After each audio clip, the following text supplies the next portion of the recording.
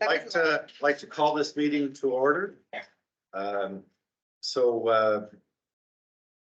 We are now at 7:01, so we're a minute late. On the first or the second item on our agenda is a bylaw to appoint the clerk pro tempore. This is just something we've been doing regularly. I need a mover and a seconder. I'll move. One second. All right. So we're just reappointing Donna Maitland as our interim deputy clerk. So is there any discussion about this appointment? No. Now therefore be it resolved that bylaw number 2023-012 being a bylaw to appoint an interim deputy clerk. Now therefore the council of the corporation of the municipality of Calvin directs as follows: that Donna Maitland is hereby appointed as interim municipal clerk for the corporation of the municipality of Calvin. The powers and duties of the municipal clerk shall be these powers and duties of the clerk as set forth in the municipal act and every other act. This bylaw takes effect on this day, the final passing, the day of its final passing. All in favor? Aye. All right, so that motion is carried.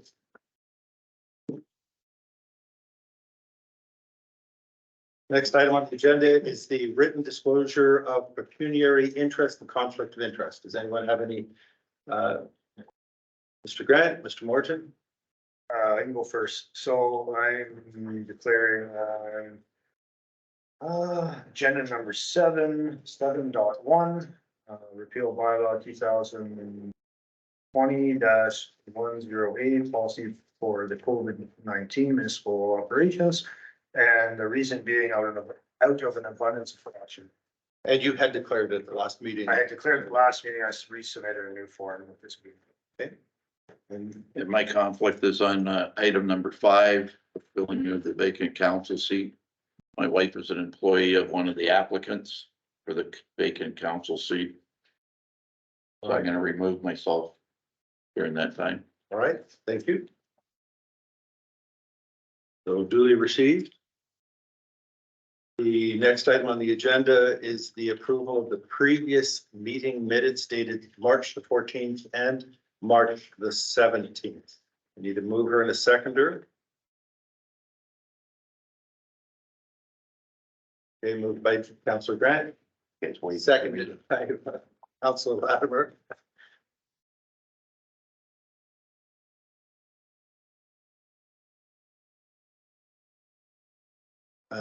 Now therefore be it resolved that the minutes of the, oh, I'm sorry, is there any discussion on the minutes at all?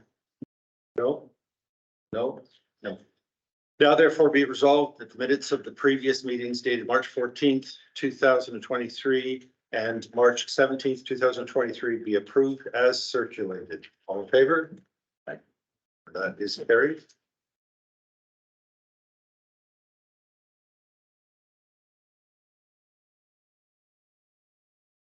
All right, so the next item on the agenda is the filling of the vacant council seat. Mr. Morton is removing himself. Just to go through the process of the council seat. If I may. And thank you all for those people who are attending tonight. This is really quite an honor to see so many people here. And unfortunately, we can only elect one councillor, but I know that there are many excellent candidates tonight. And please keep your eyes open on what's going on in council, because I know we will have many committees and subcommittees and opportunities for people to become involved in the community, and we'll talk more about that later. The council seat has 5 people vying for the seat, and I need a mover and a seconder to bring this motion forward. I'll move. And Councillor Grant is second. So the councillors are councillors vying for the seat are Sandy Cross, John Manson, Dean Maxwell, Jeremy Rogers, and Christine Shipham. The process is taken directly from the vacancy policy that's on file. But essentially, each candidate will have an opportunity to address the audience and council for a period of up to 10 minutes. And following that, each will be asked a series of questions. All of the councillors submitted questions to the clerk, and the clerk has chosen and modified the questions to be easily read and understood. The clerk will ask each of the candidates the 4 questions. And at that time, that candidate, and it's all done in alphabetical order, at that time, that candidate takes their seat in the audience. All the candidates are kept up in the front office so that no one can hear the answers of the other candidates, just so that everyone has a fair chance. So then the next candidate will be brought out, same process, 10 minutes, 4 questions, until we go through all of the candidates. At the end, we will have a vote. It'll be a vote in alphabetical order. And unfortunately, with Bill having had to recuse himself, there are 3 votes left on council. So the first person to get 2 votes would be the person who is elected. In the event of a tie, which would mean 1, 1, and 1, the vote is held a second time with the bottom candidates being removed until we actually wind up with a winner. Was everybody fairly comfortable with the process? Okay, well, so then I will ask Sandy Cross, John Manson, Dean Maxwell, Jeremy Rogers, and Christine Chippen to go up to the front office. Yeah. What did I say? Oh, because that's what it says here. Oh, it's Yeah. typo. Dan, well, I'm sorry, Dan. That's good. I did want to mention, Mayor, that you have not seen the questions as councillors until you arrived tonight. I think that's important for everyone to know that while you did submit each 4 or 5 questions, the questions decided upon were not known to you until you arrived tonight. Absolutely. Okay, so in alphabetical order, the first candidate would be Sandy Cross. So, yes.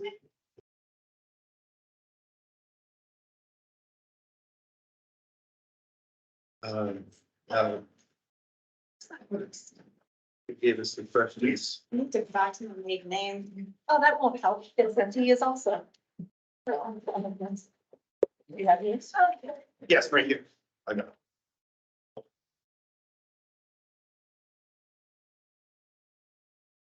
So Sandy, first item up is just you have 10 minutes to talk council about why you feel you should be on council and what you'd like to achieve. Good evening, Mayor Gould and council members. I moved here over 10 years ago and I run a small business here in Kelvin. I immediately became involved in our community and I have the dedication and the experience to sit on council if you choose to consider me. This council has a strong sense of where they're heading and I'm more than happy to work with you. I did a lot of the required work to run in the last election, and I did receive 136 votes from our ratepayers. I have over 5 years of experience, and I have never missed a council meeting in those years. I work well with others, and I always show respect. I have sat on the North Bay Conservation Board, the Community Safety and Wellness Board, the East Regional Broadband Steering Committee. I have written letters to the Solicitor General regarding safety for family farmers and the trespassing. I have attended meetings with the Minister of Natural Resources and Forestry with John Yakubowski regarding the forestry strategies. I've also attended meetings with DSAB in the North Bay regarding the upcoming budgets and also a number of Castle Home Board meetings. I helped Mr. Gould on the petition, which we presented to Vic Vitelli on letting Kelvin out of Castle Home. I joined the Recreation Committee and for several years helped put fall fairs, dinner and jams together. I made donations to the community to help bring forth the visions that I see that could happen in the future. I hosted the yard sale with donations from the residents and raised over $800 during a flood in Mattawa, which I felt that was still pretty good. For the money went towards the community hall renovation. I have provided lots of personal time and resources into the community service of Calvin, and the people of Calvin and surrounding areas know how dedicated I am. I just lost my spot. Dedicated on the time and to our community by trying to get people involved in community events like the dishwasher fundraiser, which was achieved and turned out to be a great success because it was one of the biggest outcomes with people coming, and they had a great time. Plus, we got the $5,000 dishwasher, which has been used several times for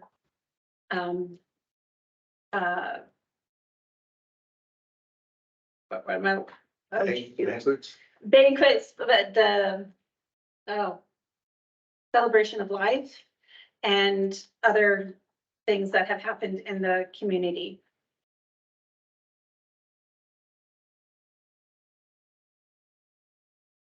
I mention these things to show how active I am in Calvin, and that I try to bring positivity to our community, and I am a doer. You give me a job, I will get it done. I'm engaged with the people. The first year on council, we as a whole accomplished so much. We were productive and achieved a lot of positive results, like a new drilled well, renovations to the hall, work on the boat launch, parking area, and the local swimming hole. No one could have predicted the pandemic or dealing with the code of conduct issues or IC investigations and losing the clerk. Decisions are largely based on the information that are given to you by an experienced clerk. This is not what I had foreseen for Calvin. This is not what my efforts and energy wanted to work on. This council has spoken a lot about bringing the community together. How do you do that if you ignore a good portion of the ratepayers that did vote for me? As you know, as a councillor, you only have one vote. And if the council has a direction that it's going in, that vote can't be altered. This council has a strong sense of where it's heading. Council works for its ratepayers and should be made up of people who are not just like-minded, but have different points of views that makes it a better group to consider decisions. I think it is important that you consider somebody who has experience and will not require to catch up on training. Important to also consider diversity by having a woman on council. And to consider someone who has proven that when things get tough, I stick it out. There was a lot of ideas that I was hoping to bring forth and have council work on. Calvin needs a stronger strategic plan for the future. Succession planning should be a priority after things are on track, and getting more input from the Calvin residents by creating a positive way to engage with council by using different methods. My focus is only for the residents of Calvin Township, and I will work hard to achieve these goals that the people want. Thank you for your consideration. Thank you. Excellent. Yeah. I know it's very nerve-wracking you know, like.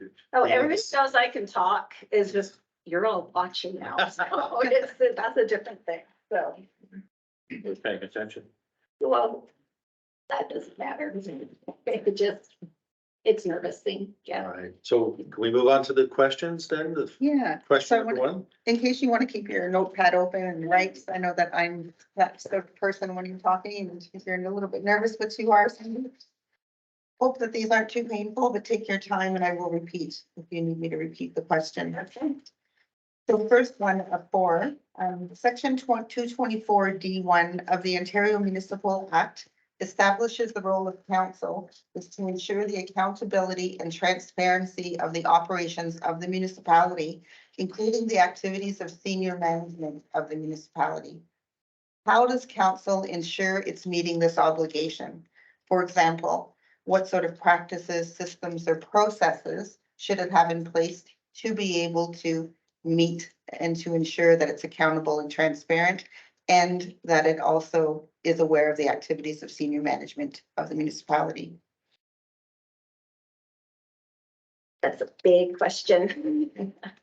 To me, the biggest thing is communication. If you're not communicating with your staff, or senior management, you don't know what's going on. I don't believe that you should be telling somebody how to do their job. You should be telling them what their job is.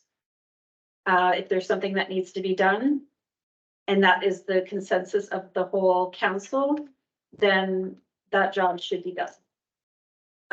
Open meetings to the public, getting the minutes out and communicating with the public so that people know that our decisions are for the best of the community, that we're ensuring the health of our community is being taken care of. Okay, just let me know when you're done. That's good, okay. Question number two. As referenced in sections 289 and 290 of the Municipal Act, your council must prepare and adopt an annual budget that includes estimates of all the municipality's financial needs during the year. Tell us what council's budgeting exercise look like. So for example, what's considered, in your opinion, what should be considered during the budget planning process? And what is the role of staff and what is the role of council in a nutshell in establishing the budget? I believe that a huge part of it is upon the staff's shoulders to bring to council. We don't know the day-to-day operations and what is needed and what isn't needed. I think keeping in mind where we want to stand, where we want to come in on that budget, and being able to sometimes make that hard decision that, no, we can't do that this year, and put it off and plan for following years. I think the ultimate decision does come down to council, on where everything should be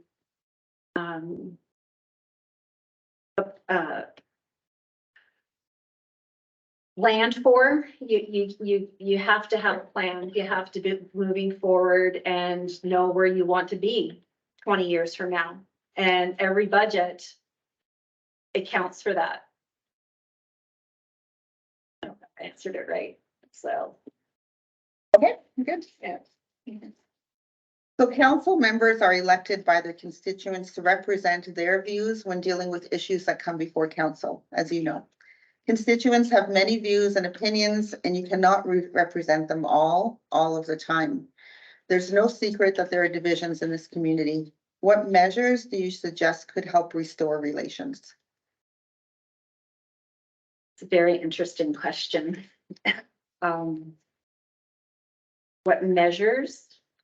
What things do you think the council should do to help restore relations between community members, council, and themselves in general? I think having an open mind, listening to each other.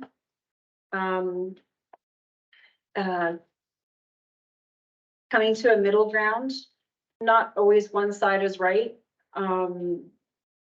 It's what's supposed to be best for council or for Calvin. You're not always going to make everybody happy all the time. I believe that a lot of issues can be taken care of within council. If you have a strong leader and that is able to delegate and say how things should be done. And if the rest of the council respects that, it should be easily, I mean, you're not going to make everybody happy all the time. Some things you can't fix, but you should always try. Great, thank you. This one should be easy, I think. Yeah. What motivated you to put your name forward as a council member at this time? I don't give up. I feel strong. I absolutely love Calvin. I want my children to grow up here and bring my grandchildren here. I just want the best for Calvin. And if that means not me, I appreciate that. I do believe in the democratic process. The circumstances of losing Councillor Adams is horrible, and I feel so bad for their family. Nobody could have foreseen something like this happening. I thought this was done and I'd see you in 4 years. But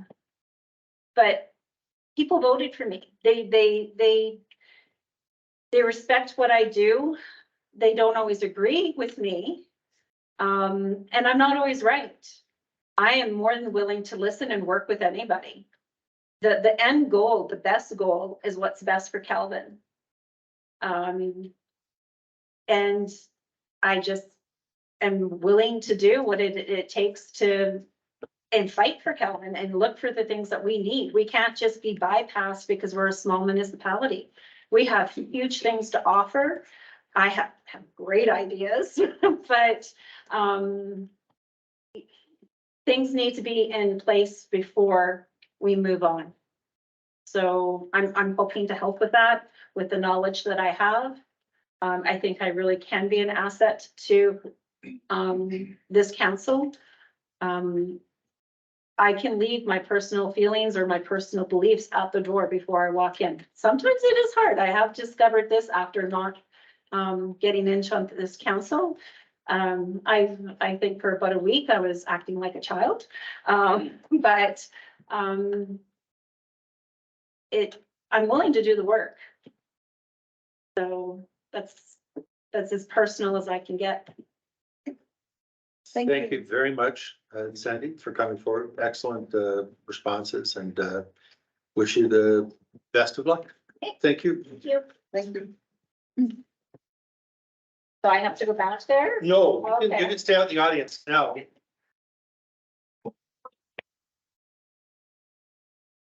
You're now looking for John Manson.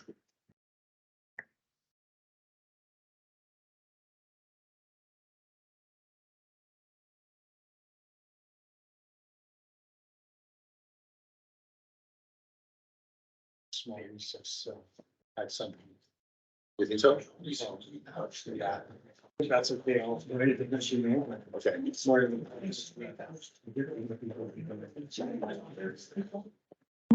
Yeah, yeah. John, would you like water? We didn't offer one to Sandy, which is mean, but I'm no, good. you're good? Thank Okay. you. So I guess we'll wait till she's back for bringing you the water that you don't want, and then we'll start. We just you have sort of a 10-minute period just to tell us a little bit about yourself and why you want to be here. And Sounds good.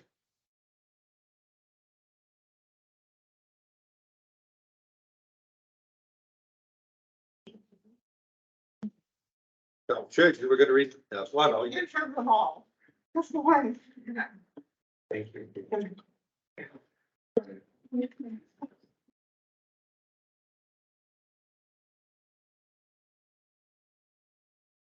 Go ahead. Thank you.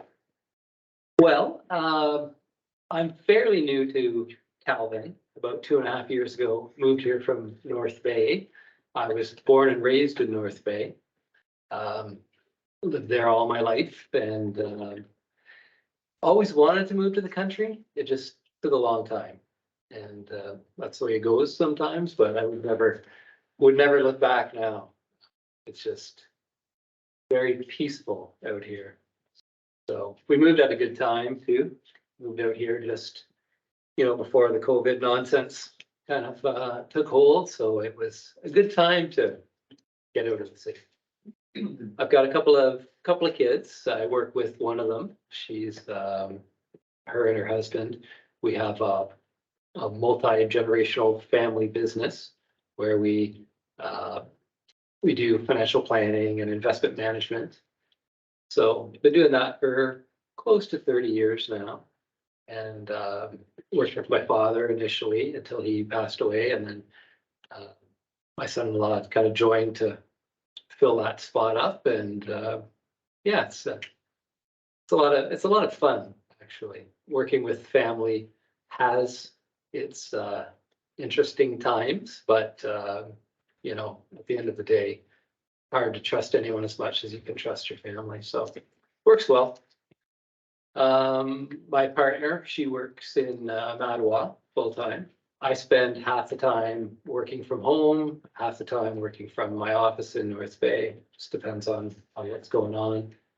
Having that's one of the actual COVID gifts, I would say, is the ability to have more of a balanced life. And hey, we got some Starlink, so we can do our Teams meetings from home, and it works very well. As far as why I'm here and what I think I can offer, I think that having a role in the local government in a small town like this makes a lot of sense for me. I'm not a big fan of a lot of government. I'm a fan of less is more with government. So I work in the financial services field. It's teeming with regulation, as it should be. But I find that within municipalities, there can be a lot of bylaws and rules and regulations that are just kind of layered on that maybe don't need to be there. So part of my idea, should I be selected, would be to help sort through the, say, unnecessary regulations and maybe get to a place where we don't have as many unnecessary rules. Yeah, bigger municipalities have bigger needs, bigger problems, bigger issues. This is such a small but mighty municipality that I just don't think that we need oodles and oodles of complex bylaws. I think that a lot of this stuff can be simplified. Another thing is online bylaw access. That was one thing that was useful in North Bay. Just you could see how you're regulated and what the regulations are pretty easily, keyword searches.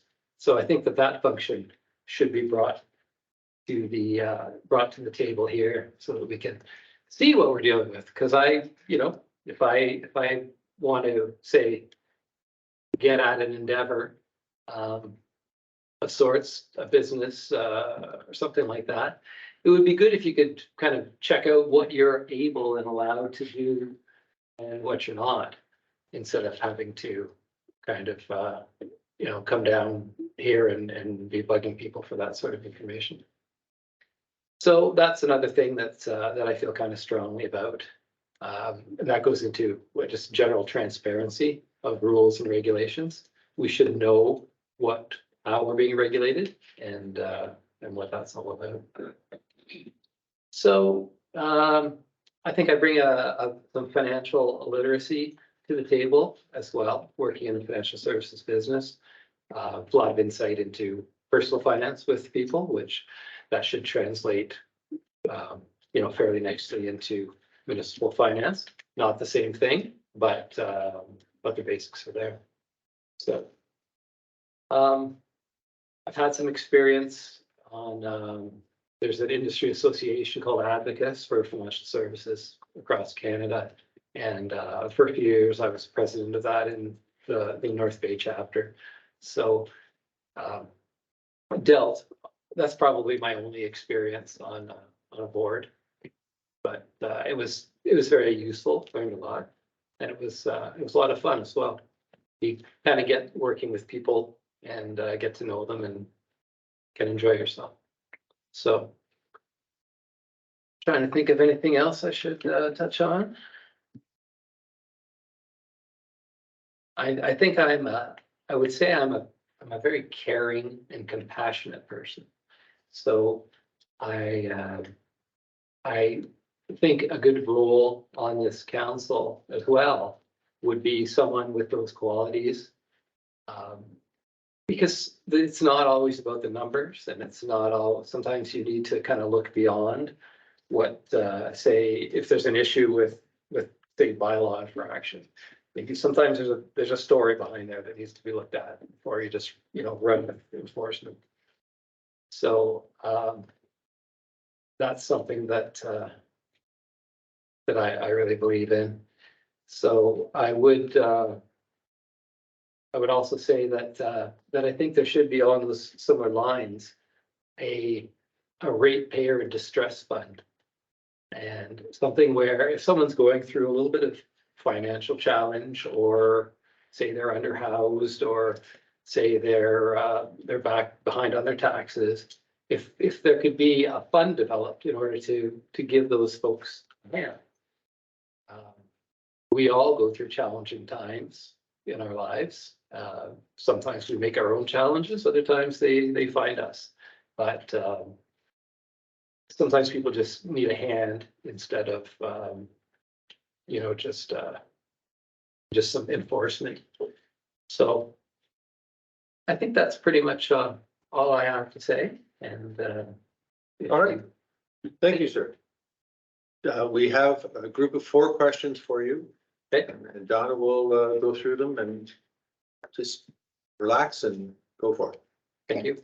And if you could just give me a little tip when you're done, so I'm not saying, are you done? That would be great. Yes. So the first question, section 224D1 of the Ontario Municipal Act establishes the role of council is to ensure the accountability and transparency of the operations of the municipality, including the activities of senior management of the municipality. How does council ensure it's meeting this obligation? So what kind of practices, systems, processes, how would council ensure that it's meeting the obligation? Thank you. Well, transparency is a pretty, it should be theoretically a pretty easy thing to have. If I'm a resident of this community, council, the whole municipality is all built to represent that person, to represent me as the individual ratepayer. That then forms the collective. So each person should have full access to, I believe, all information, from salaries to procedures. Basically, I think everything that goes on in council should be open and accessible to all ratepayers. So how can we ensure that happens, and how can we ensure that that transitions through to management as well and staff? It's opening the books and creating policies that are transparent. I think that if people have an issue with salary disclosure and that sort of thing, then they shouldn't be working in the public, because it's my dollars, my municipal tax dollars that are funding those positions. And as a ratepayer, we should know how much we're paying for the various services that we're getting. So transparent with the books, transparent with the revenue, with the budget, and as well transparent, again, circling back to the bylaws, transparency with the regulations that we're being regulated by. I think that's all I have to say with that. Thank you. Question 2, As referenced in sections 289 and 290 of the Municipal Act, your council must prepare and adopt an annual budget that includes estimates of all the municipality's financial needs during the year. Tell us what council's budgeting exercise looks like. So for example, what should it consider in budget planning? What's the role of staff, senior staff, and council in establishing the budget? Well, I think there's two budgeting approaches that seem to work well. There's using last year's budget and analyzing that and seeing what's the anticipated changes are. But that can also lead to inefficiencies. A zero-based budgeting approach where you kind of start from scratch at the same time to say how do we spend our revenues, and not simply looking at last year's costs and anticipating them, but revisiting the necessity of all those line items. So a combination of the two to be reasonable, reviewing the previous budget, line item by line item, seeing what is necessary, anything that can be trimmed. And I'll just add a little bit to that, in that when I moved here, I did find that the property taxes were a little bit high. I was actually a bit surprised. I thought there was a typo on my property tax report. I was paying more than I was paying in North Bay, and I was just a little surprised. So that's, getting in to see how the money is allocated, and would be an interesting exercise. But the role of council with the budgeting would be, I would again say, reviewing the previous budget, going through it together, and talking to the various staff members, getting their estimates for their departments of what they're going to be spending or what they anticipate spending, and looking at inflation, seeing what's going on. Obviously, diesel was a little bit of a higher spend in 2022 than it would have been in 2021. So there's sometimes there's big issues out there that will blow up the budget without any warning. So I think that's all I have to say about it. Okay, thank you. Thank you. Halfway there. Council members are elected by their constituents to represent their views when dealing with issues that come before council.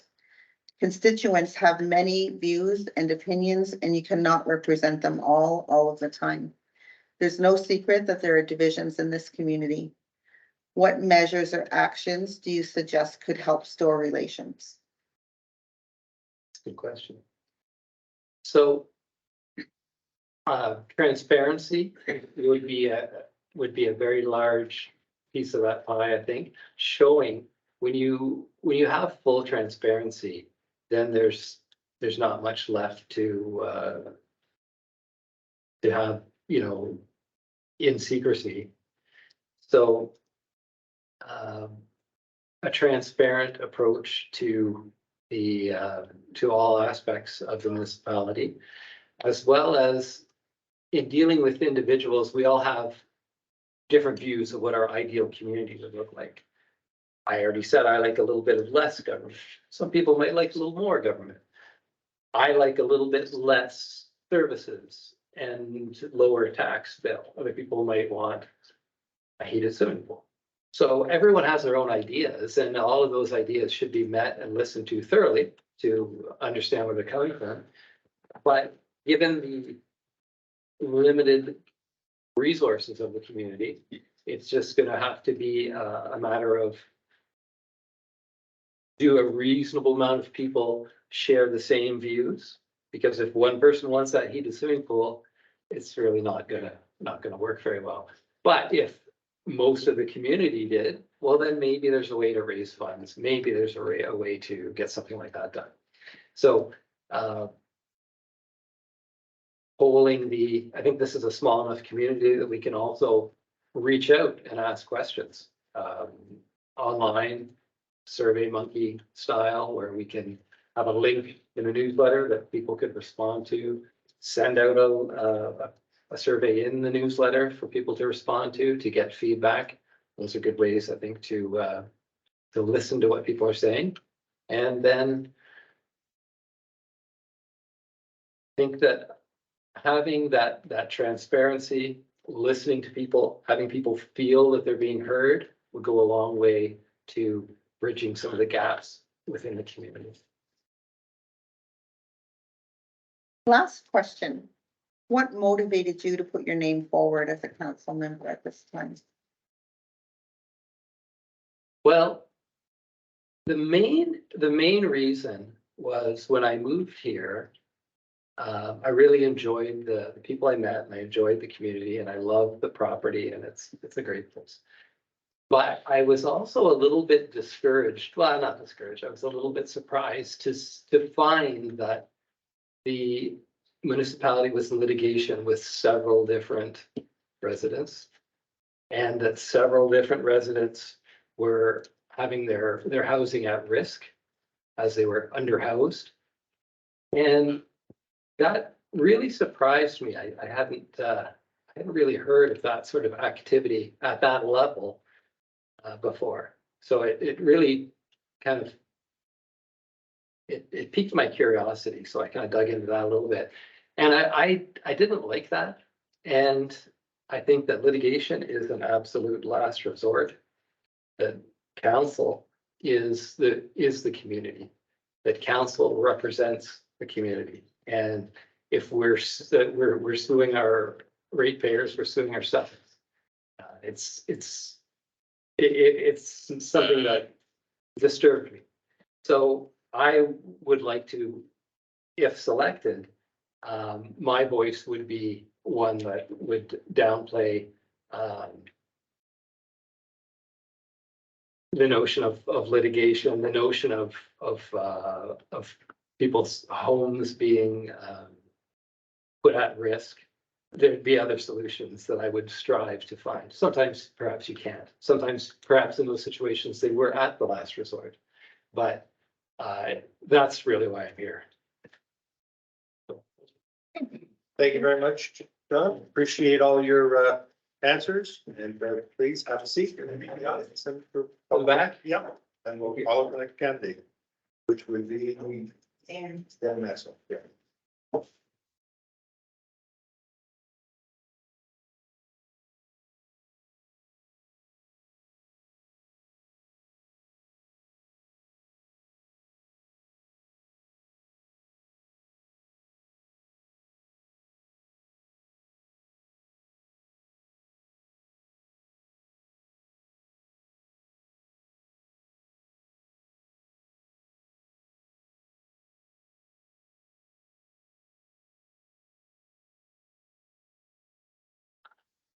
Hello.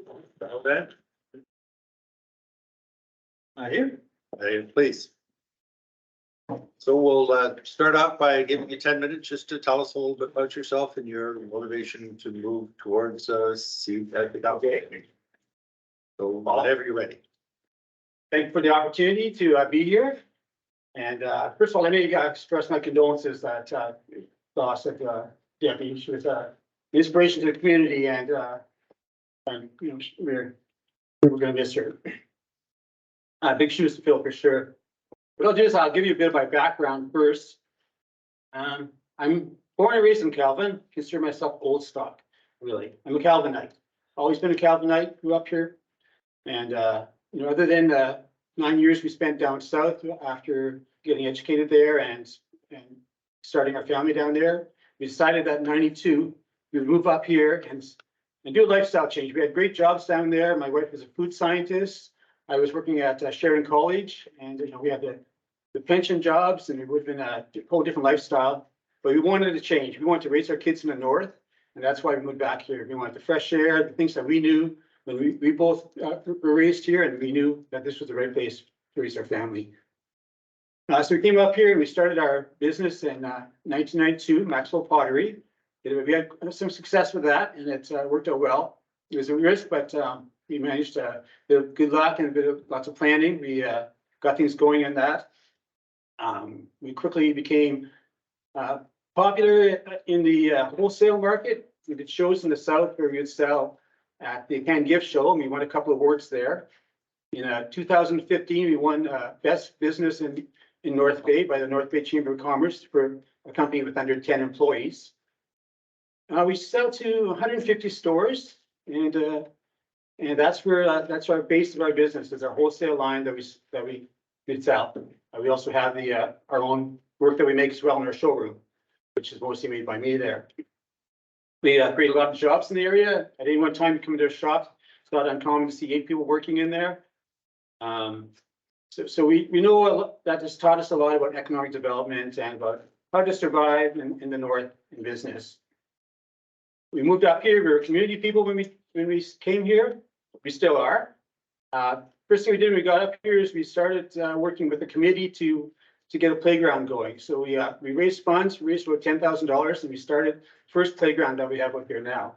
The original slide and apparatus that we had is gone now, but I think that that group we were together with started the playground committee.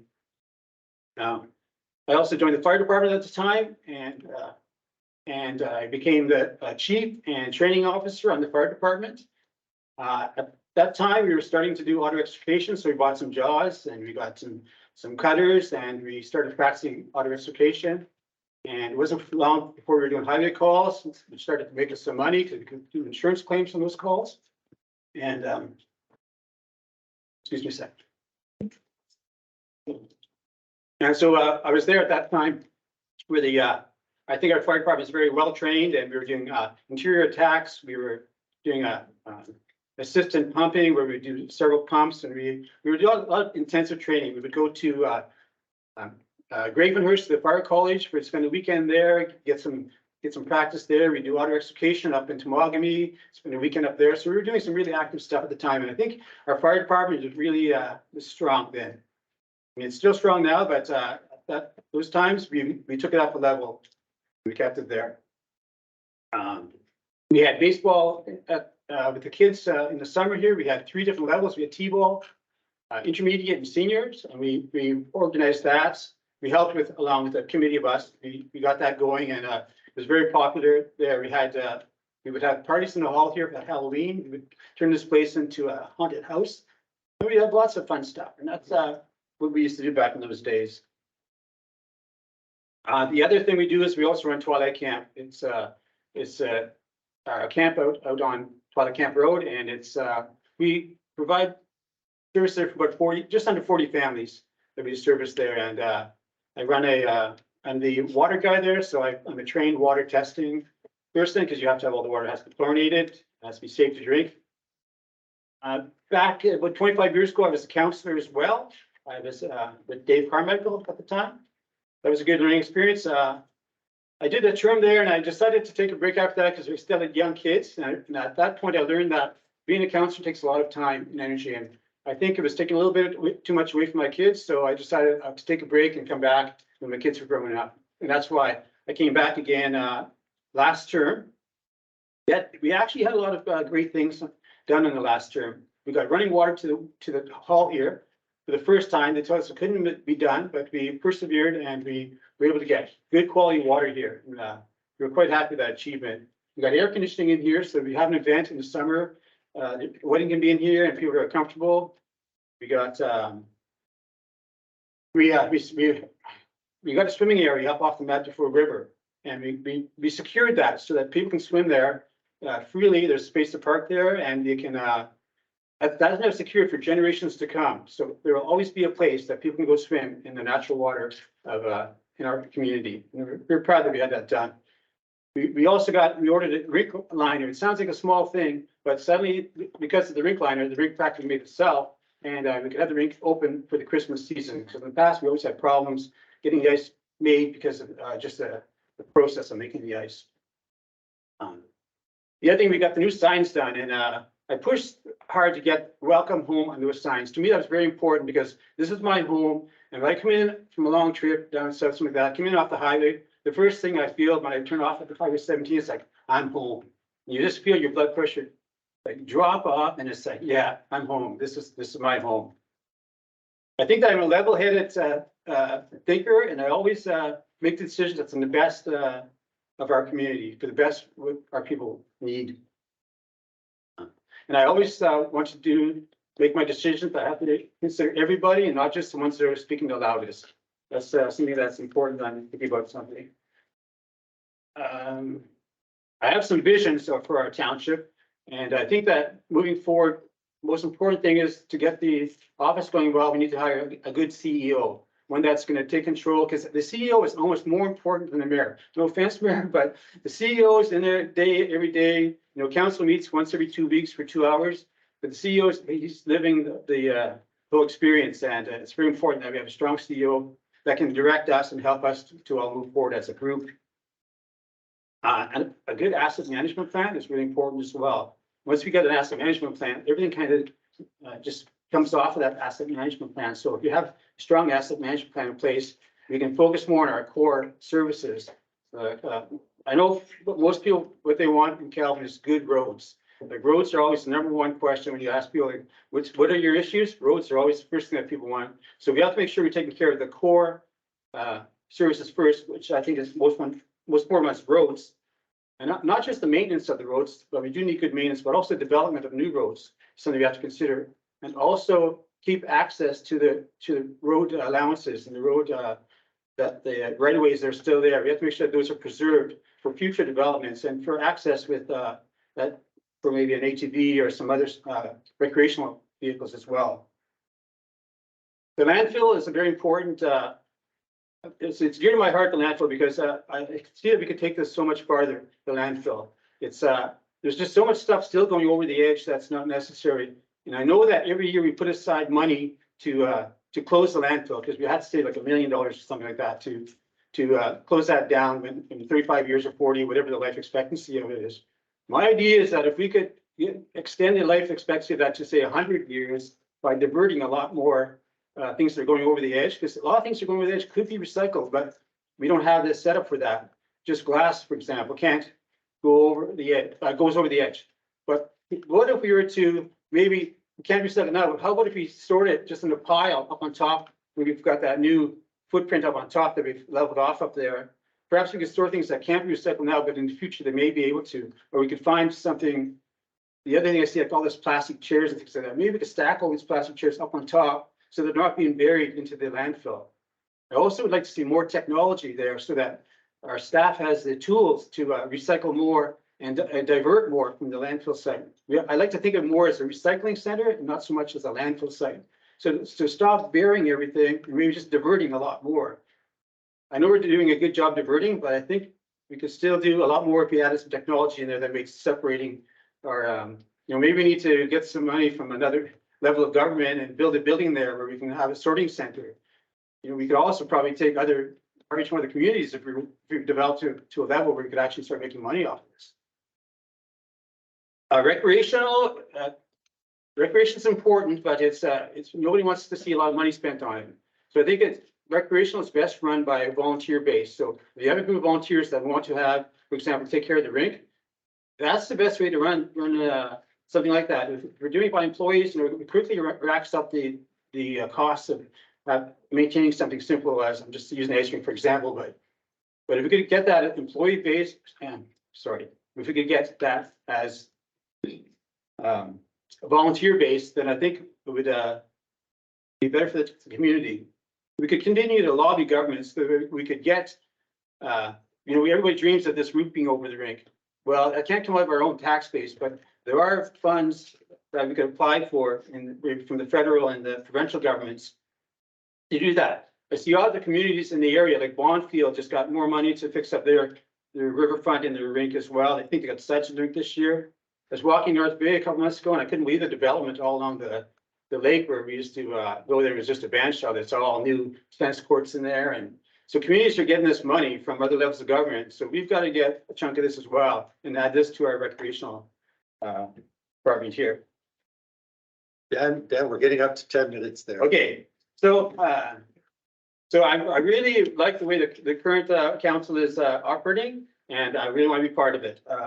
I think it's very important to be diplomatic all the time when you're speaking, and that's what I try to do at all times. I'm always respectful, especially, I'm always respectful. And, everything I'm trying to make a point.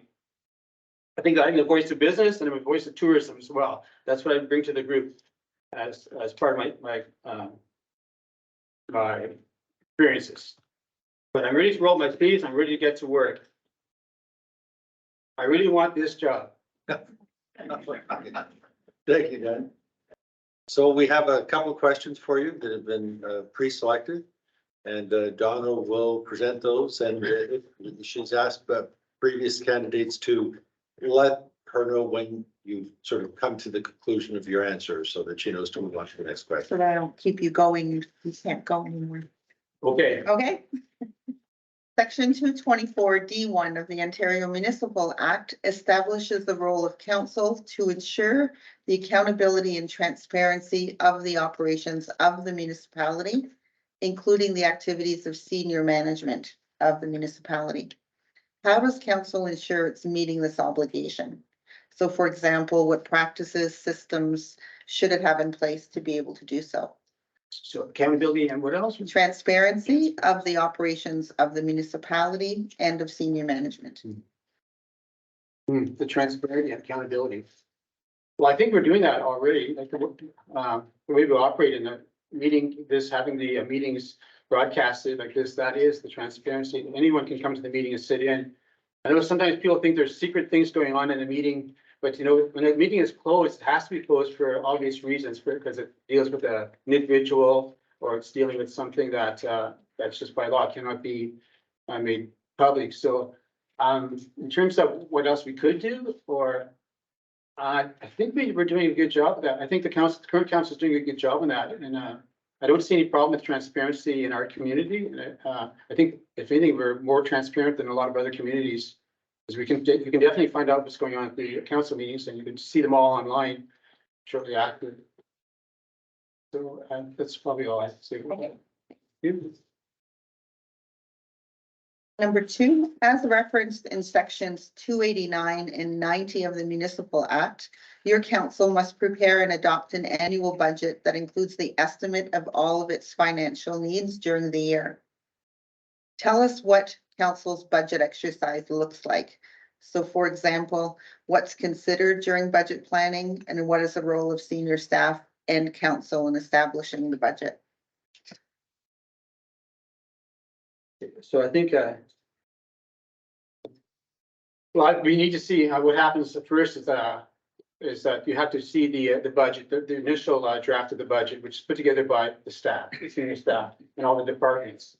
And so once they put in all their wish list or what their expenses are, you also have to keep in mind that you can only raise the taxes so much. So the thing is that once everything comes in, usually what usually happens is that taxes, in order to pass this budget the way everybody wants their departments to have the increases, something has to get cut, because you can't raise the taxes 10% or 15%. So to keep the taxes down, say 5%, well, you have to go sometimes line by line to find out what is actually needed and where there's could be money saved. I think of the example of where we have to put money aside for landfill, and it's I haven't been on council for a couple of years, but at the time I remember we were putting 40 to 60,000 apart aside just to close the landfill, and that's money that comes right out of our operating budget.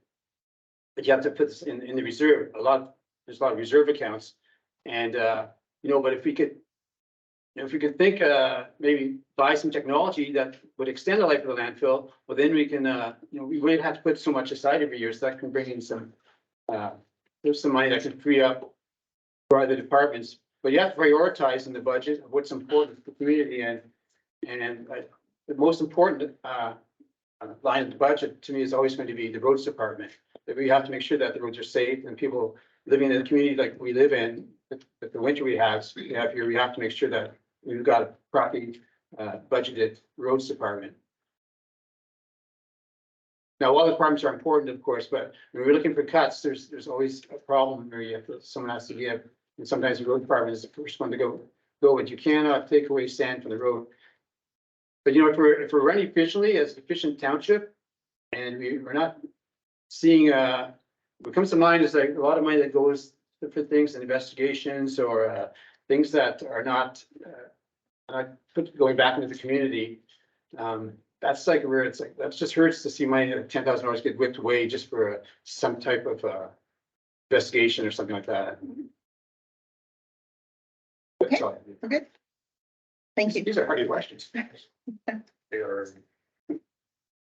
Number 3, council members are elected by their constituents to represent their views when dealing with issues that come before council.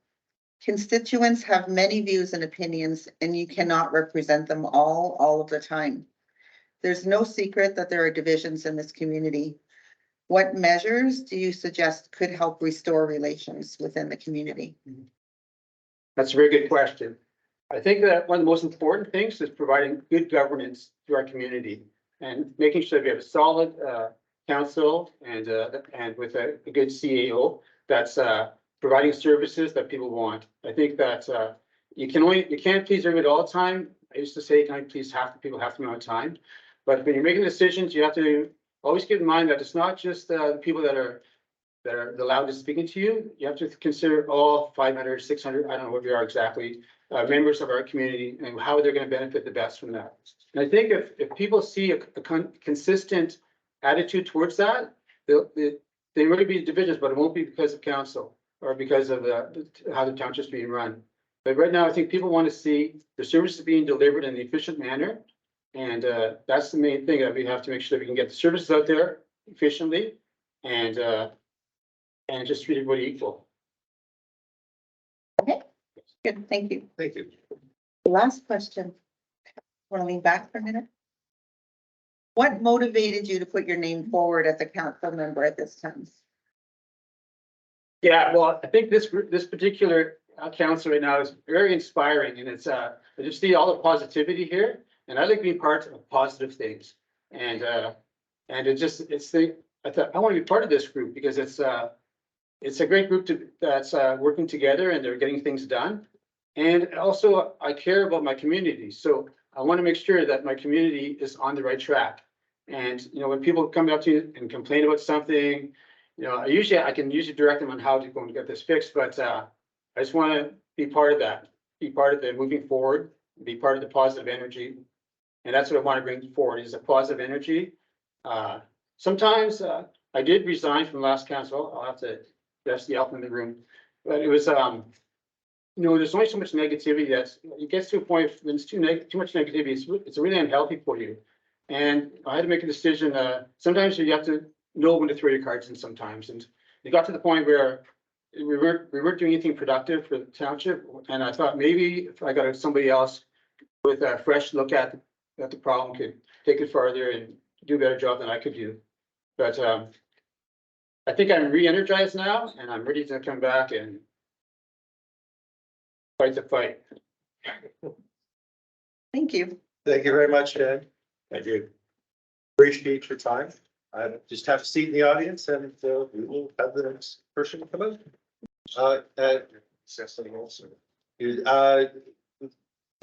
Hang on, we're just asking for a 5-minute recess. Can we do that? Sorry. Okay. Yeah, has to be done. Okay. Just if you want to take a break for 5 minutes.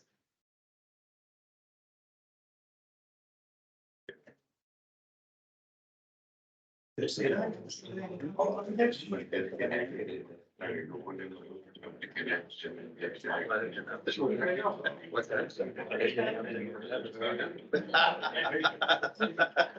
talking.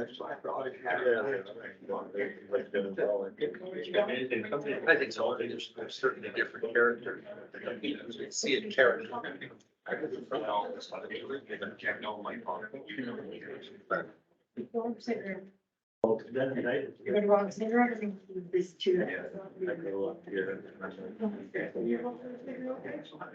Really? I don't know Ben. I know. You know what? Yeah, God, we really got Polly.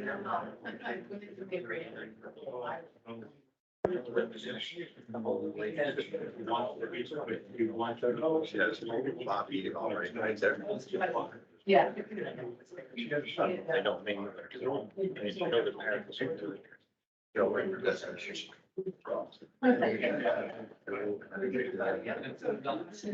a place left for it. I know, but I took a picture, but I can't. Yeah. No, that's Bobby's sister. Yeah. Barely.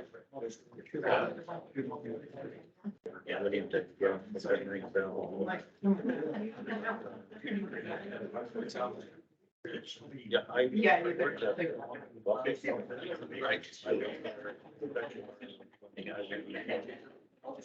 didn't know that. It's been about 2 years. My wife said that I think I might have said chief, but I meant to say captain. I was never chief at the fire department, it's a captain. Oh, okay.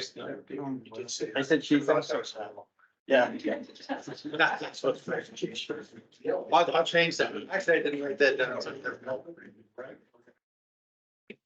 I didn't know you worked for. Yeah, I, the original. I'll last about a year.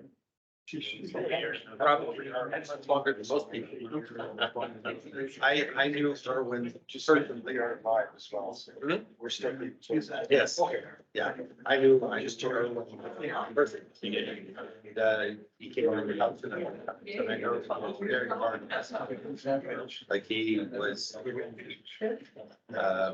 There's always something. I remember that guy climbing up that the grain tower to hit it with the stick because the grain was. And then when he came down, the Christian were like. Did he? Yeah. I got. Yeah. I didn't like her.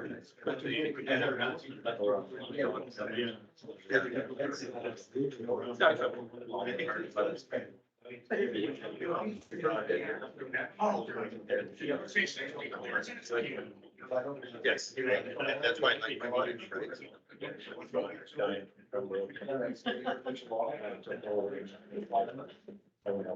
I do the same thing as. Was that hands? Pretty proud. My son was. My daughters. What? Yeah. I used to have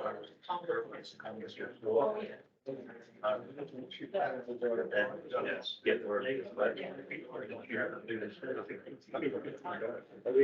We're just waiting for Bill? No, Phil's not here at this time. Oh, of course. So We'll get the smokers. you'll get the what? The smokers. Oh, okay. He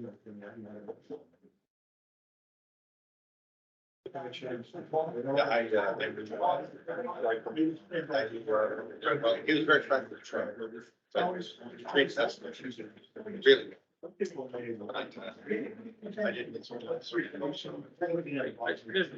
He was gone. Trust me. Got a lot of money. He had a lot of. Yes. Yes, with 13 doctors. All right, if I could call us out of recess, please.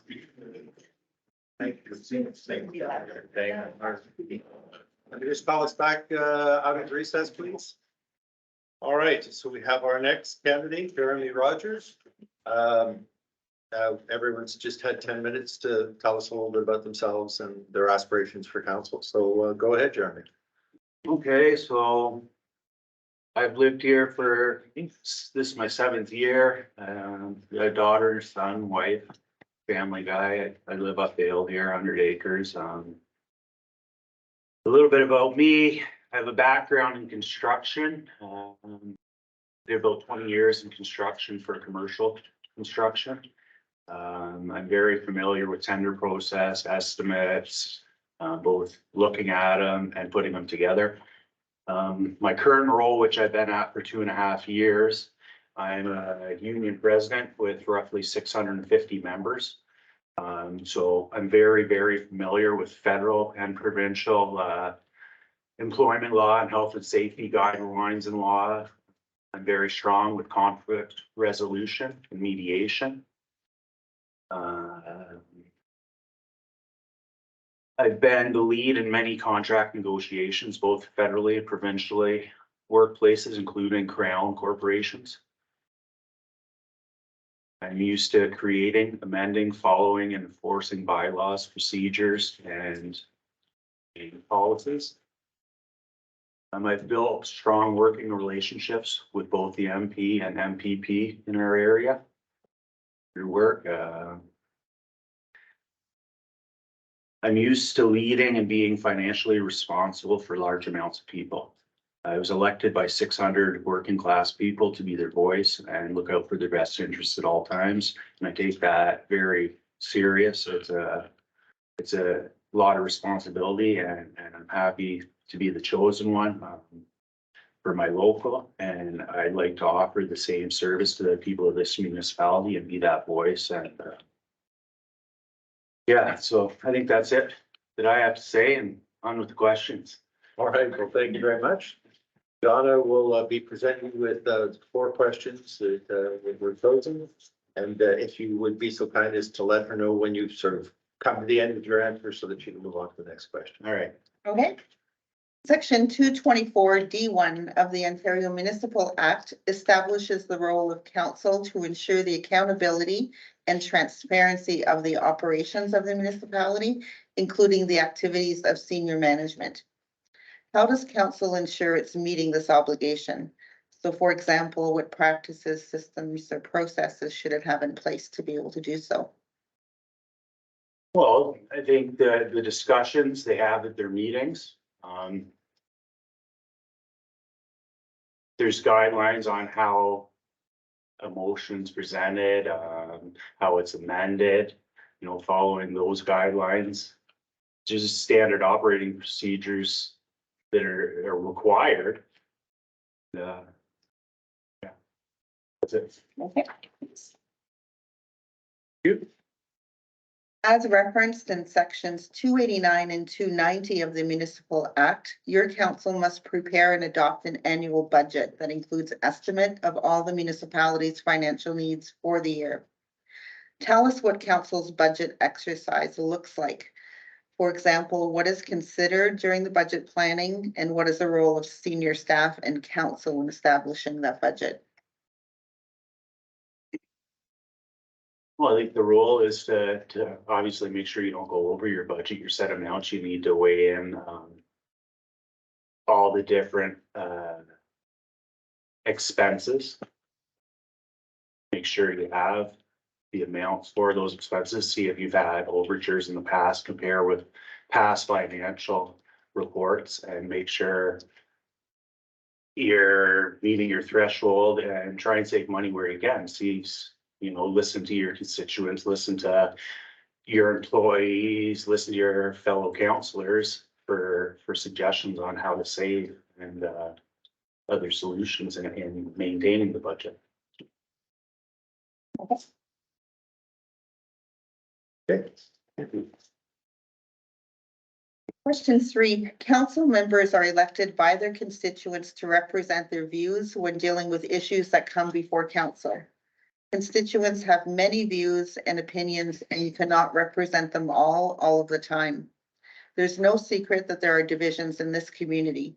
What measures do you suggest could help to restore relations? I think an open door policy is encouraging maybe the people that what would be considered not to be your biggest fans, you know, extend an olive branch. It's hard when there's division. You know, I've been part of similar things when I entered my role. That's how I actually got in my roles. There's previous presidents that stepped down, and ultimately I stepped in, and at that point there was division. So it's quite difficult when you're pulling it everything back together. But you have to have open communication. It's key. You can't micromanage. You have to listen to everybody's opinion and respect everybody's opinion for just that. And that's including the constituents. You don't always have to agree with them, but you need to hear them, because when somebody comes to you with something, it may not be important to you, but it's important enough to them that they came to you. So you always have to have that open ear. I think that's the best way to bring everybody back together in one. Okay, last question. What motivated you to put your name forward as a council member at this time? Well, I think with with the division over the past year and a half, I've been through that before. I've successfully gotten through that. I think with my experiences, I could be a strong asset to this community, to this council, and to bridging that gap again. I'm level-headed. I have my own mind, my own thought process, and I'm contributing to any meaningful conversation. I'm very rational. And that's it for Jeremy. Thank you very much, Thank you. Jeremy. Appreciate your time and good luck.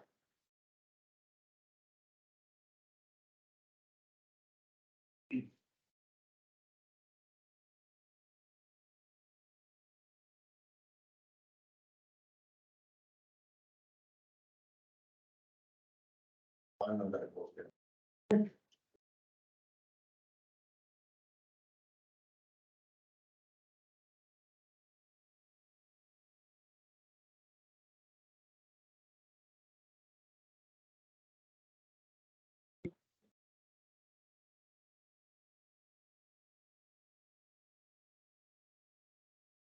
Stephen.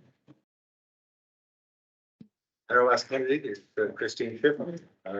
We have allowed sort of 10 minutes just to give us your thoughts and your feelings about council and what you want to do to become a member of council. Thank you for giving me this opportunity to speak with you. I've lived in Calvin for 23 years and I've contributed to the community in a variety of ways over that time period. As a volunteer with the Recreation Committee, I assisted with dinners and jams, fall festival, family fun day, and the two-day ball tournaments. I worked harmoniously with all of the other volunteers and participants to ensure the events were well prepared, safe, and inclusive. I've also had the honor and privilege of being a counselor for the township. It was an eye-opening experience and further convinced me that I could be a voice for the township. I became a counselor in a similar manner as we are using this evening, but in my case, it was due to a code of conduct breach and an IC investigation, which prompted that counselor to quit instead of a vacancy caused by the loss of a valued member of the community. The change in my life was very challenging for me. I'm used to seeing an issue or a problem, finding a solution, and making the change to fix it in an expedient manner. Unfortunately, I learned quickly that this would not be how things worked as a counselor. On council, we would have to get more information, have discussions as we may see the same issue quite differently, and then we would vote to make the change. I adapted and thought I worked well with the council team.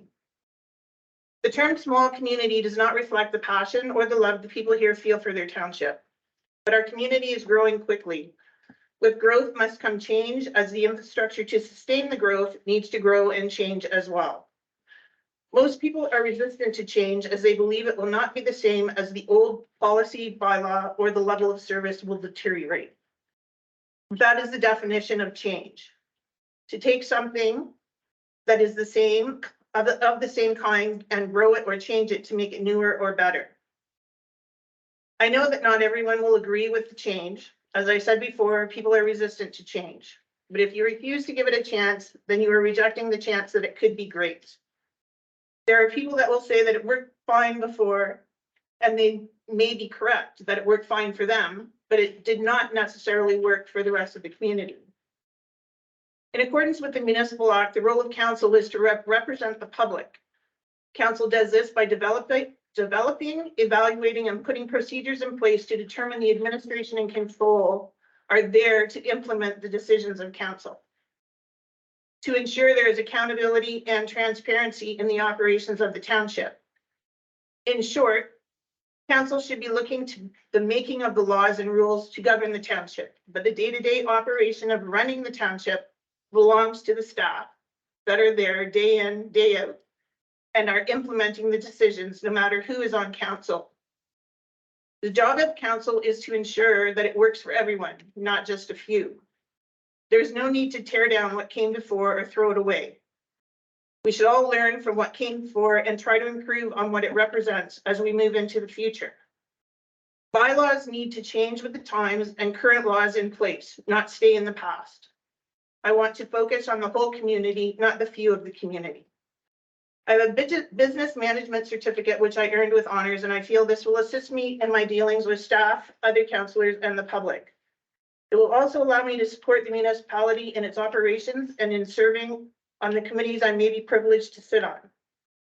My experience in the logistics field has shown me many different countries, provinces, and towns, and how they operate to ensure they are continuing to provide the services that are required of their customers. The retail field has also provided me with extensive experience with other people's questions, opinions, and ideas. If there is open dialogue, a solution can be found for all issues as long as both sides can compromise. I would like to be able to have that dialogue with the township. I am a dedicated, reliable, open-minded, outside-the-box thinker. I am tenacious when seeking facts to ensure any decision I may make will be the wisest choice I can make at the time with those facts. I'm a quick learner, and I believe that knowledge is the best way to produce a decision in any instance. I can make a decision that may not be a favorite decision, but will be the right decision for the long run. Most of you know me from my time as councillor prior to this serving council. I know that most of you did not agree with my opinions or decisions in the past, but then you did not have all the information I had at that time.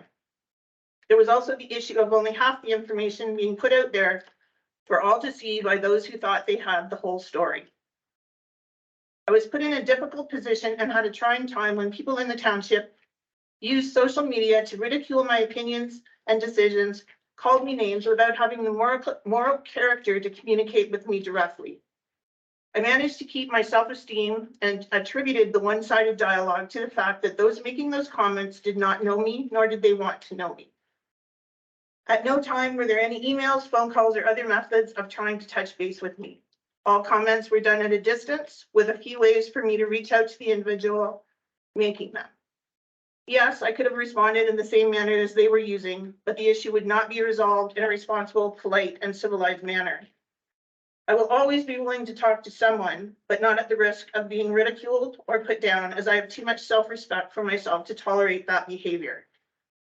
With all of the biases that have been put into the community about me and the rest of the previous council by some of the very people in this room, it will be interesting to see if they can vote objectively and conscientiously without making a prior agenda to make sure that the best person for the township is chosen for this position.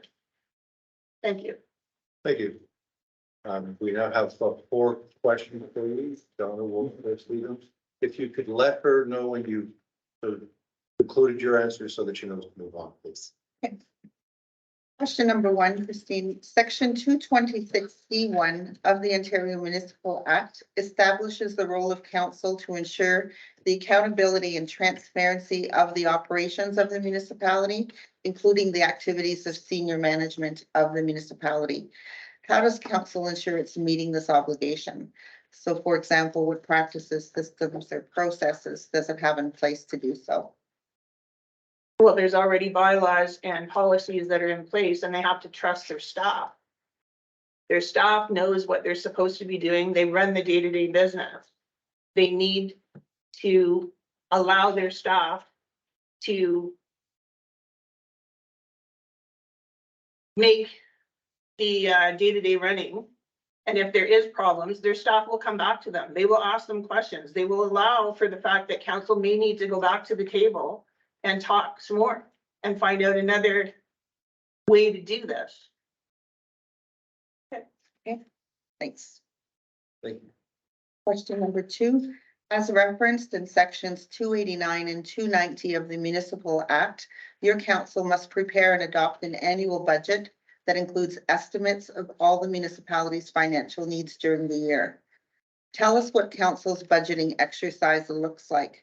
So, for example, what is considered during budget planning, and what is the role of senior staff and of council in establishing the budget?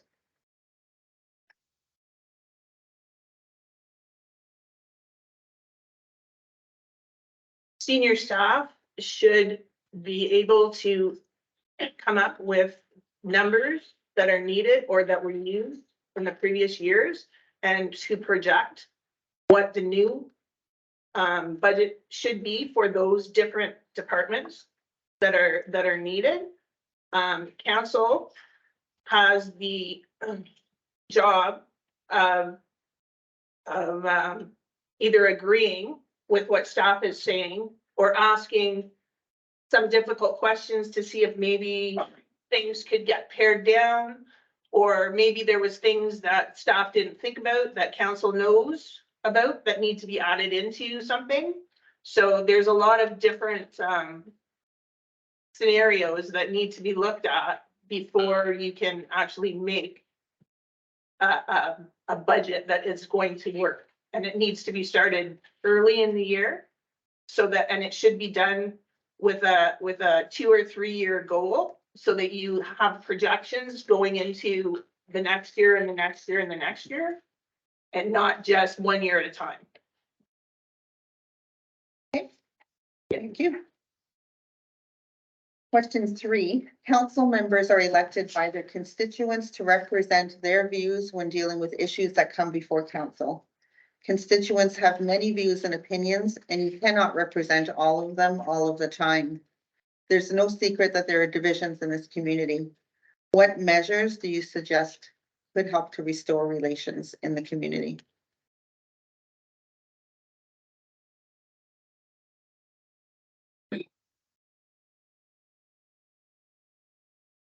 I think we should be able to have some town meetings with specific topics to be discussed.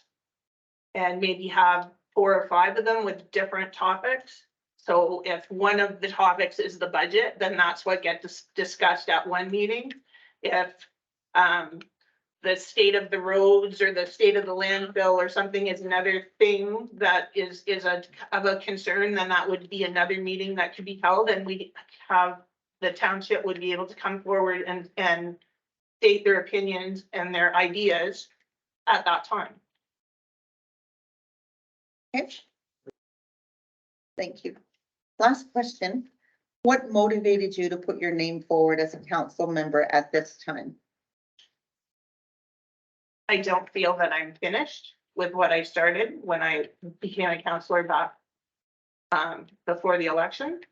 I believe that I have more to offer, and I believe that changes for the better could be in the future. Thank you. Thank you very much, Christine. Appreciate your time. All of your answers. You want to explain the next piece? So. Yes, first of all, let me say that 5 excellent candidates tonight, all with really good answers, all with really good knowledge and good heart as to what's going forward in the community. And I thank you all for making the effort and coming out tonight. There can be only one person selected, but I have to tell you, one of the very first lessons I've learned here is that as Christine said, I don't feel that I'm finished, and that's true. There's lots more for people to do, whether you're on council or not. There is a number of, as I said, we're going to be starting a number of ad hoc groups, a number of committees to look at a number of things. And all of you alluded to the fact that change is coming and we have to react to the change.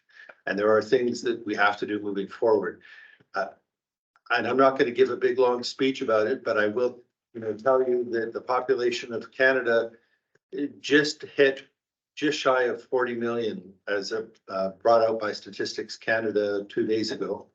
And they're estimating that it will double within the next 22 years.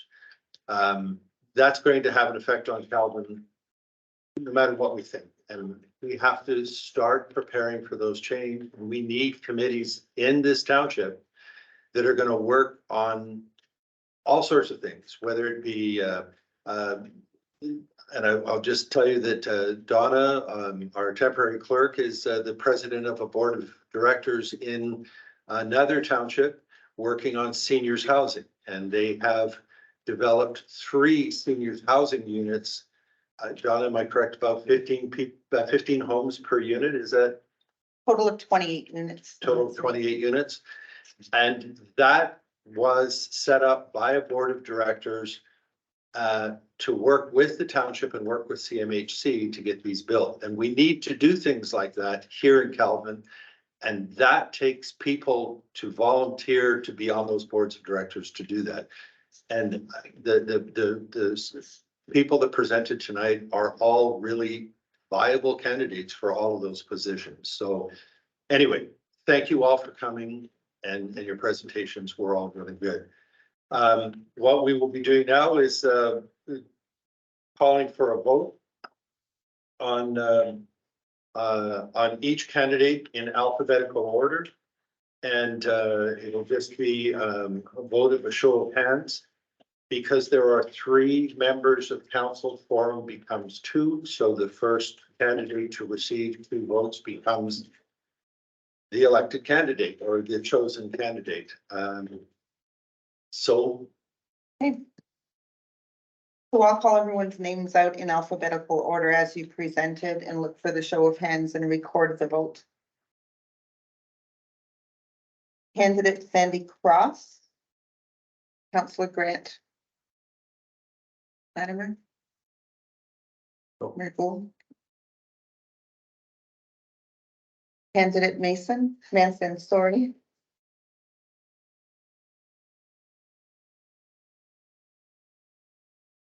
I'm gonna go with that as well.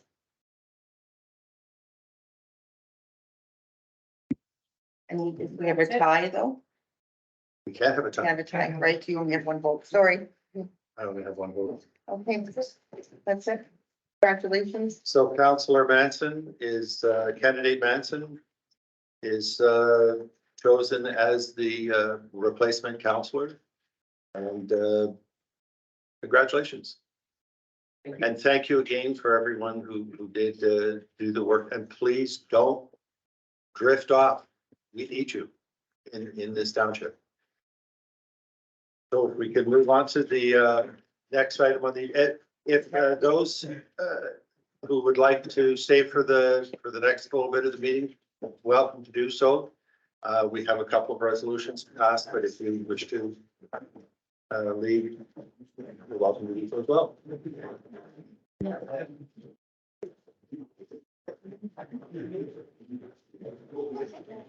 Motion to the non. Right.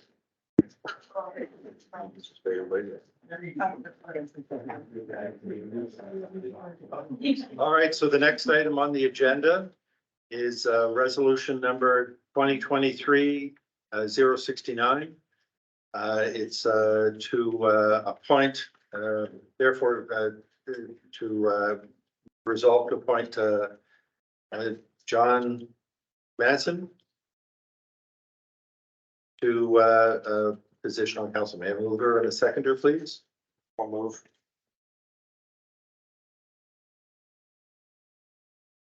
And so now therefore be it resolved that John Manson be appointed as councillor for the corporation of the municipality of Calvin for the remainder of the 4-year term of council. The clerk will administer the declaration requiring on the April 11th regular meeting of council where the bylaw is enacted by council or is directed by council. All in favor? So this is passed.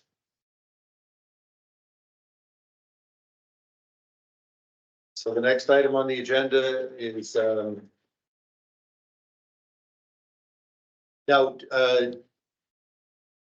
John, we won't be doing the swearing in until next council meeting. So you're welcome to remain for the rest of the meeting, but you can't participate at this point in time. Next.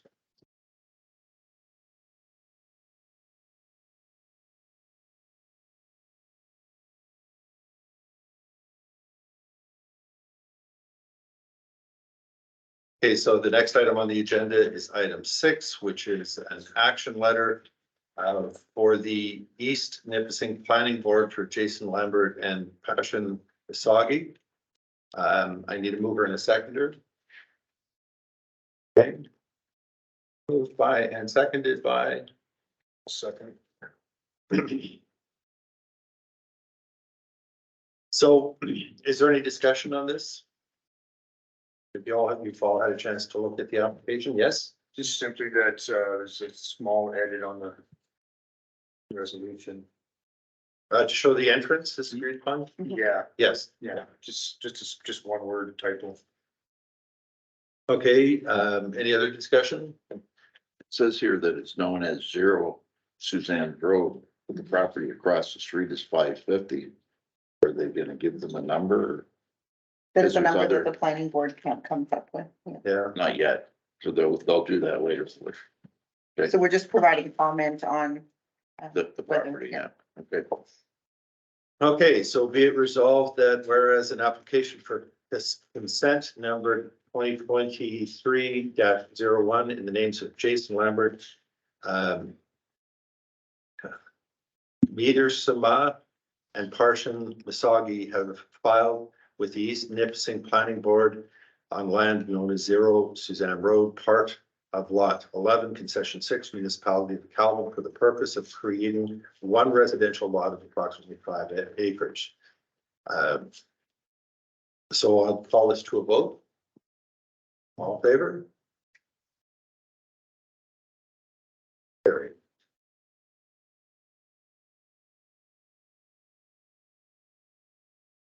So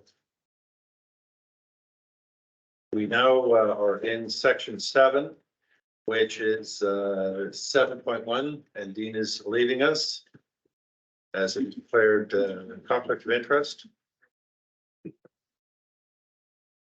So this is a resolution to repeal the COVID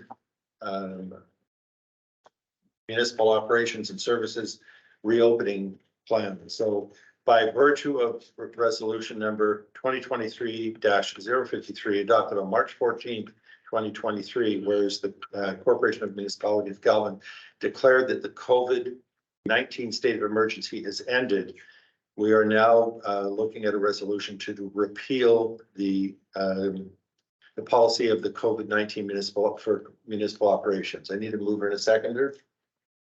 Thank you. Okay, any discussion? About time? And any discussion at all? No, we checked with another municipal agency and it just goes back to provincial standards. Right. Okay, so now therefore be it resolved that a bylaw to repeal bylaw number 2022-018, policy for the COVID-19 municipal operations and services reopening plan attached here to be read, passed and numbered 2023-013, and that bylaw is signed and sealed by the mayor and clerk and the seal of the corporation. All in favor? Carried.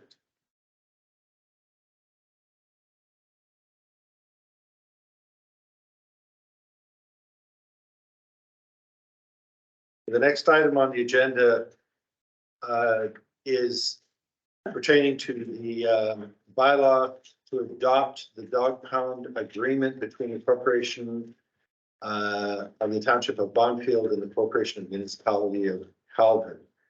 I just need a mover and a seconder on this.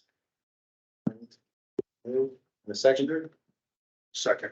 Okay, any discussion? Just that, I was unclear on some of the things in the agreement and, I don't know if we could defer to gather more information on this one, was what I was thinking. Okay. Yes. We have an agreement, but I don't think we have a dog officer. Yes, so we apparently do. There is a number you can call to have that happen, but I kind of feel, as Dean does, that I think we need a little bit more information as to what the maintenance costs are, and as that particular officer is not available from staff right now, I think we should defer as well. I would like to put in a motion. I agree. For Just in that I was interested in speaking with that individual to discern what their thoughts are on the agreement before moving forward. all right, can we defer that? I think, some of these agreements should be put on, all deferred, including the others, until we have a clerk, CAO and in place. Well, let's go on and move through them one at a time, but yes, to move this, do we have to call it to a vote? That we defer it. Yes. The resolution should be that we defer. Okay, so all in favor?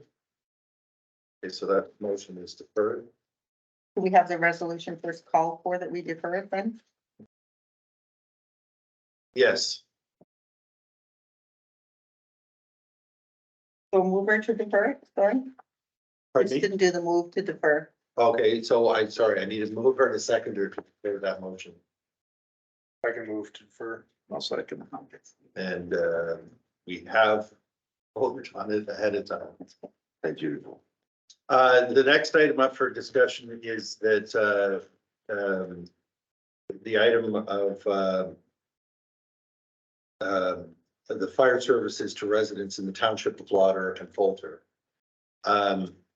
This has been a longstanding agreement. I'd like to move into discussion. I'd like to have a mover and a seconder on this to begin with. I'll move and then seconded by Mr. Morton. Okay, so if I can just give some background, this has been a longstanding arrangement between Calvin and Bolter and Lauder.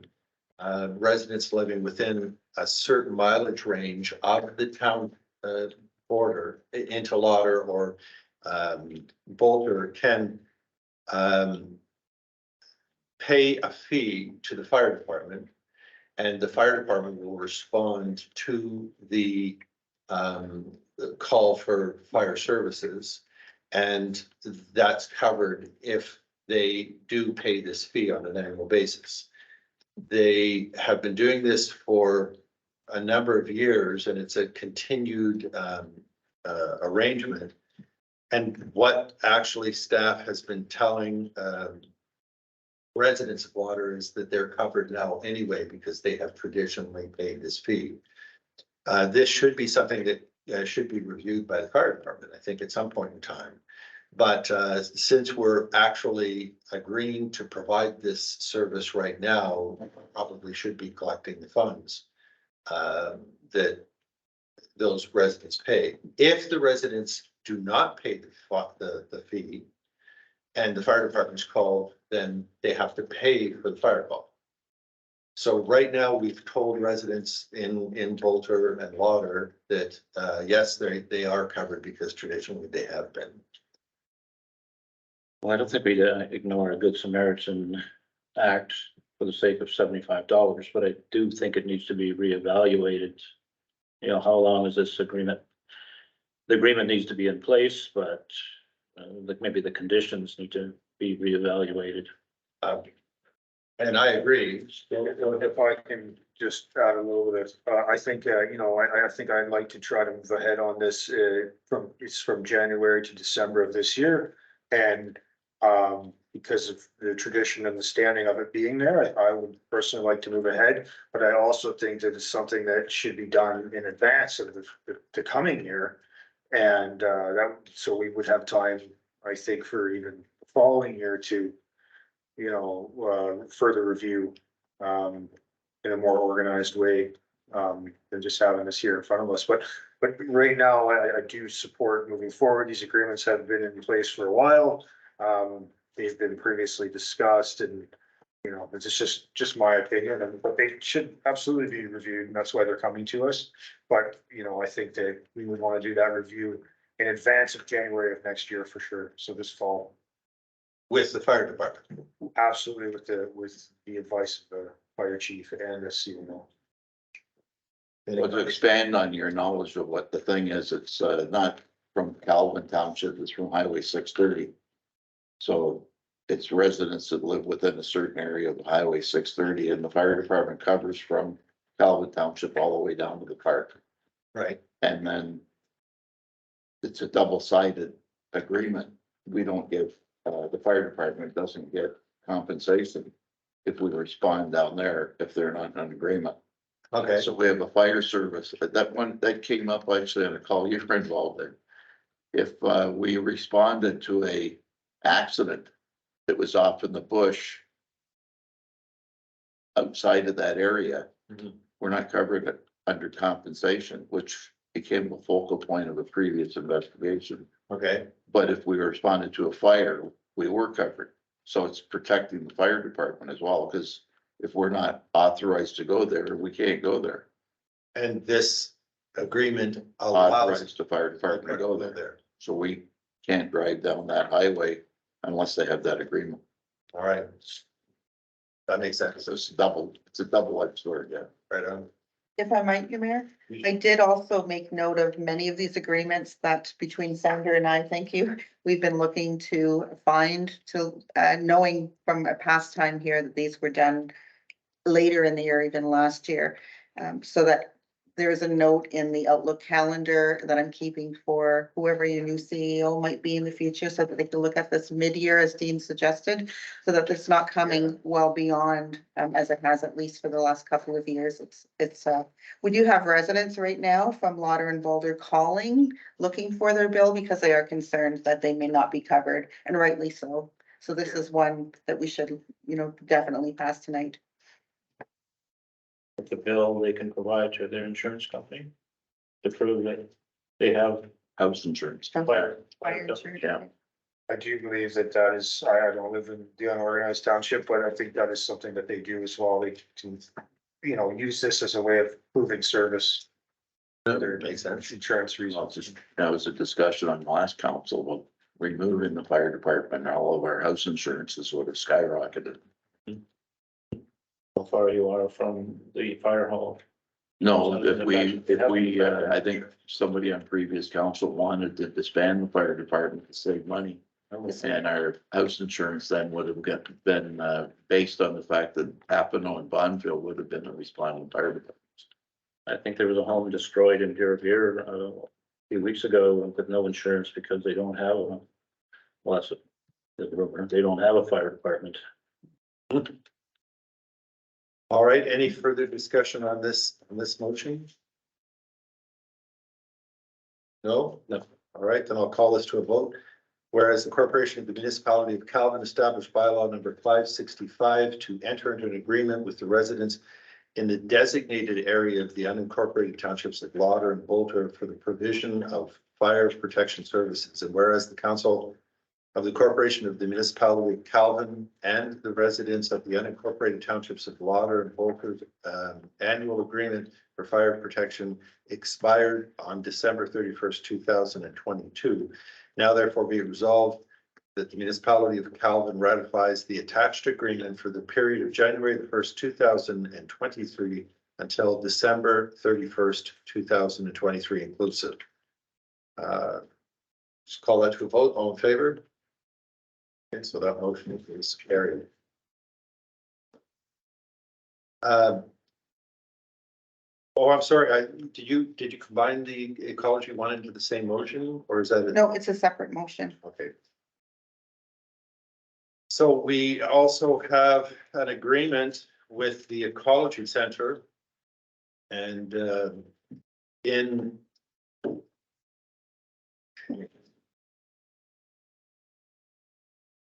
that one.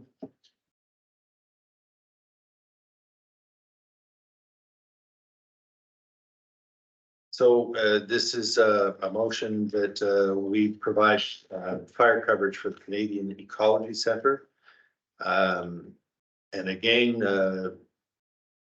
I need a mover and a seconder to discuss this. I'll second. Okay. So this is an agreement that again has, am I correct that it has expired?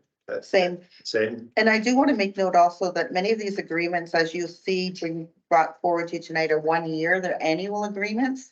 And last year, working with Jacob on some of the others, the landfill agreements, we turned those into multi-year and brought them forward to council, because nothing will change unless they get their own fire department or they choose another municipality to go with. There's a reason why they're here. And so we should also, in the notebook, was that for the future CEO, that they consider working with fire department to establish multi-year agreements to come back forward to council, and the benefit of doing that instead of doing this annually. And then sometimes you're late depending on if someone's missing or. I'd like to add to that. I think that's a really wise suggestion for many of these agreements to go multi-year. And at the same time, though, we can also have, the ability to, exit or change terms potentially, you know, I mean, we can make sure that it's set up so that, or we can take fees and match them to inflation or something. You know, there's just different ways that we can still maintain, oversight over the agreements, but also not have to be renewing them, constantly, right? I agree. Usually, right? For the motive of expediency, however, at this meeting, we're just doing this for the 1 year. The fee that the Ecology Center pays is posted. And it's an older fee that goes back to pre-COVID times. Pre-COVID time. And probably needs to be addressed, but it needs to be addressed by the fire chief. And that's something that, again, should happen before December of this year. But we need to have the fire coverage in place for the Ecology Center, I think, in the meantime. Agreed. Any other discussion? Fire department usually does go over to review their renovations so that the responding officers have an idea of what's going on. So there is a back and forth with the Ecology Center, Even with up the fire department. right now, yes. There's a number of buildings there, right? Yeah. And number of residences, number of students. I think last year we responded for an elderly diabetic woman that was left out in one of the trails. They took her for a walk and she sat down for a rest and then they lost her. They also have hydrants as well, like they have It's pretty big. water sources, so.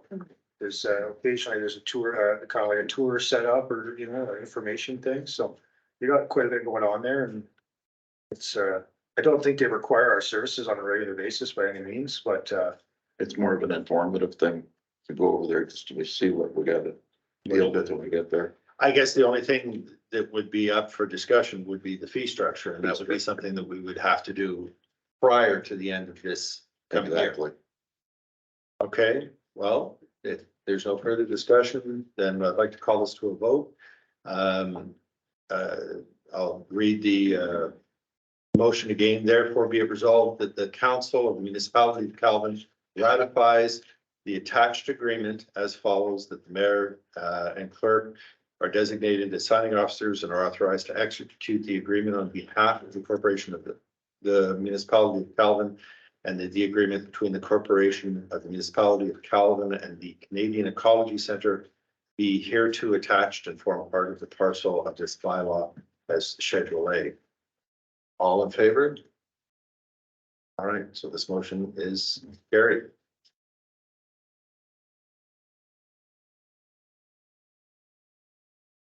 And